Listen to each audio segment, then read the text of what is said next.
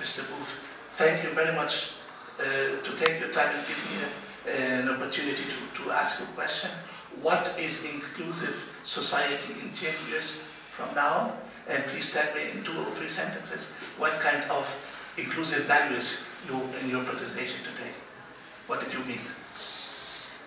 I think the issue for me is to take the value of hope and think, imagine, be determined that you will always act in accordance with your core values, so that even in hard times, even when you don't see huge progress in your society, you always have the pleasure of being with and working with people who share your beliefs. Participation is one of the key words.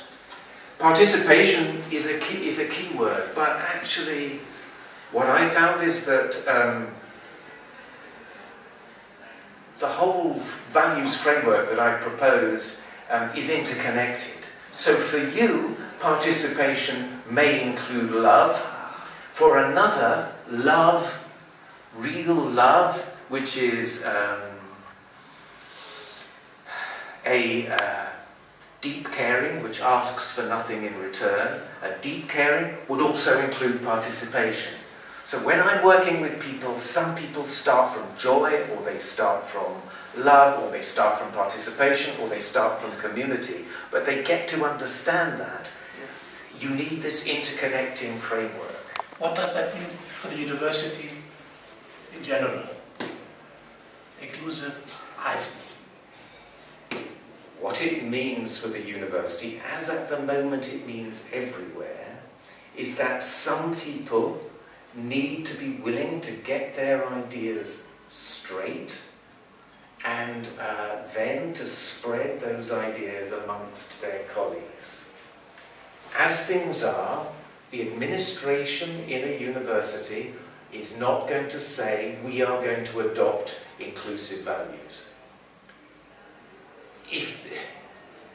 And that requires a re-understanding both of the nature of university and the nature of the society. Management in a university, they think they are the university. They are not. The university is the staff, the students, everybody at that university. So to change a university, you have to do it by creating a much broader movement, which is that as things are, we'll have to say to management, no, we don't want it to be like that. Is that the process of the bottom-up and top-down process? You can think of it that way, but I think even more than ever,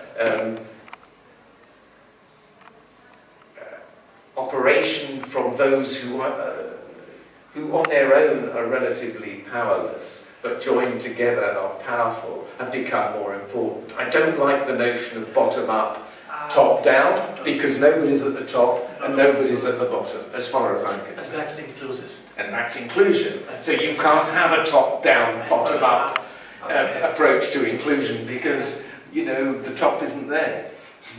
Really, the last question for today. When people, students, staff, administration do want to change a university funding, but there are obstacles, a lot of obstacles. How you can meet those obstacles? Cope with that? Well, you know, like today, somehow we need to move from a situation where I'm pointing out there's an imbalance in the thinking in that room. I think we need to move to where, say, what are you going to do about it? More important than my lecture was to turn to colleagues who work here and say, what are you going to do about this situation? I should have stopped my lecture. But, you know, I didn't have the courage to do that. And maybe other colleagues who think like me and you, they didn't have the courage either.